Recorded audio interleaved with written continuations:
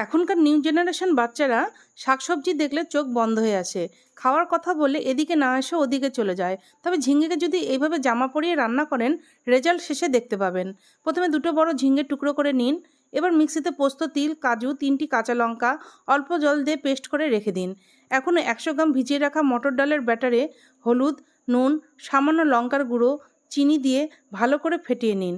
কড়াইতে তেল গরম হলে ঝিঙের টুকরোগুলো ব্যাটারে ডুবিয়ে লাল লাল করে ভেজে নিন। ওই তেলে 5 ফোড়ন দিয়ে পেস্ট করা মশলা, টমেটো বাটা ঢেলে নাড়তে থাকুন।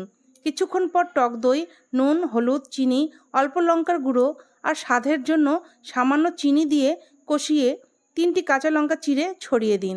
কষানো শেষ হলে পরিমাণ মতো জল দিন। ঝোল ফুটতে শুরু করলে বড়াগুলো দিয়ে 5 মিনিট পর 1 চামচ ঘি ছড়িয়ে নামিয়ে ফেলুন। বাচ্চারা ভাত খাওয়ার শেষে আরও 2 পিস চেয়ে খাবে।